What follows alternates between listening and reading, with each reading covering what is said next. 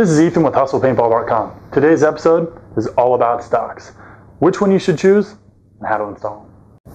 Alright, we're going to start out with your standard car stock or carbine stock. I have it here installed on a Tippmann X7 Basic along with our Pathogen 2 14-inch barrel.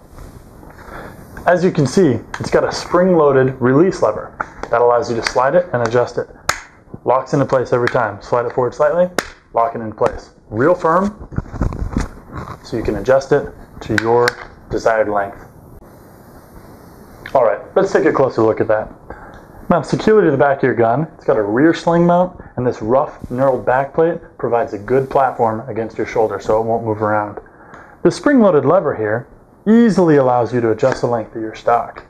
As you can see from the holes in here, every position locks in place and isn't going to move. This is by far the most popular stock out on the field today. Next up, we've got the folding stock. They may vary slightly across the board, but generally they're all the same. What we've got here is the Metadine skeleton folding stock on our Tippmann A5 with the Hall Effect electronic trigger and our Pathogen 2 14-inch barrel. As you can see, there's a quick release button right here that allows you to fold the stock. Get it out of the way, no problems. Tight quarters, not a big deal. Flip it back out, it's firm, you're ready to go. As you can see, when you fold the stock out of the way, it locks securely in place along the side of your gun. It's out of the way of your trigger finger, it's out of the way of you. Folds right back into place very quickly.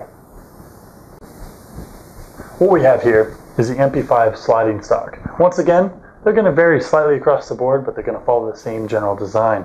This is Metadine's A5 MP5 Sliding stock on our Tippmann A5 Response with our Pathogen 2 14-inch barrel.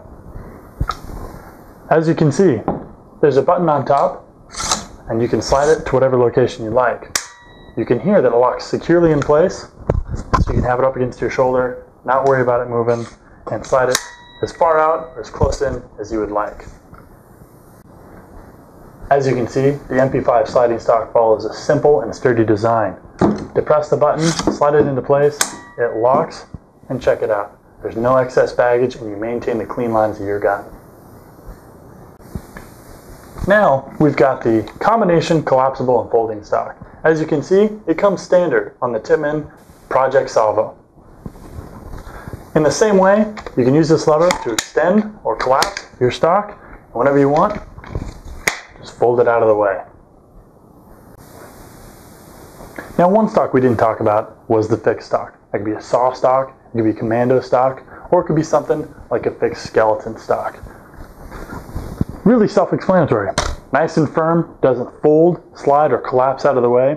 You decide if that's what you want. Hey, I'm Zach. I'm going to show you how to install a stock on most of our popular guns.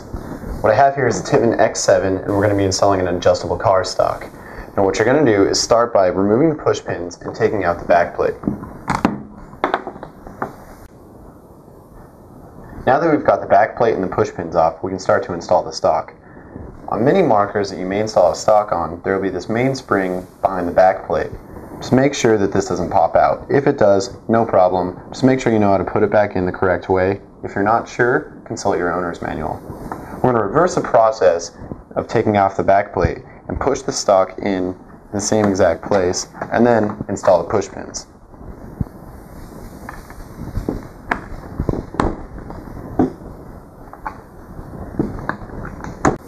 As you can see, now we've got our push pins installed, our stock's in secure, and we're all ready to go. Make sure to keep your back plate in case you ever do decide to take the stock off. Now let's keep going. Now we've got the Tippmann A5. It's going to be very similar to the X7. We're going to start by removing the push pins and then taking out the back plate.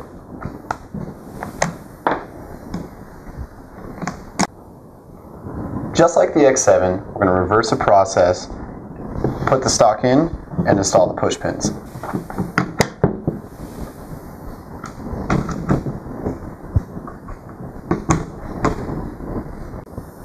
Now just like that, you're done. Now with the A5 as well as the X7s, it doesn't matter if you have the basic trigger, response trigger, or the electronic trigger. The stock's going to install the same way. Just remember to keep your back plate and you'll be all set. Now let's move on to the 98 series. Here, we have a Tippmann 98 Platinum Series marker. Now on the non-Platinum Series, you would have to remove the whole side panel, but now they've made this segmented body, makes it a lot easier. Let's start by removing the screws and then taking off the side panel.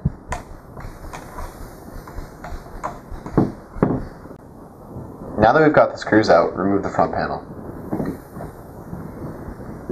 Take off the end cap and be careful about the springs. Line the stock up with the springs and place the stock in the grooves of where the end cap was. Put the front panel back on, put in your screws, and you'll be all set. Now you've got your screws in, your stock's in place, we're all good to go. Let's move on to the Tippmann US Army Series. What we have here is the Tippmann Project Salvo. Now it works the same on the Tippmann Alpha Black Tactical as well.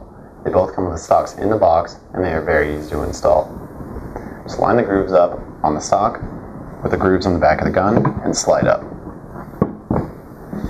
After you have that in place, take your screw and tighten the stock down.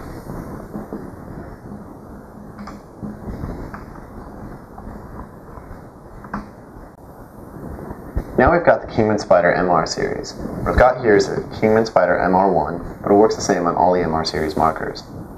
This is the stock that normally comes inside the box, but today we're going to be installing this aftermarket adjustable car stock. Don't worry, they install the same way. Take the stock and line it up with the upper tube on the back of the gun.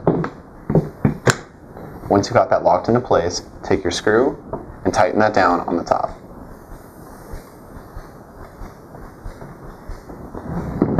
And that's all there is to it.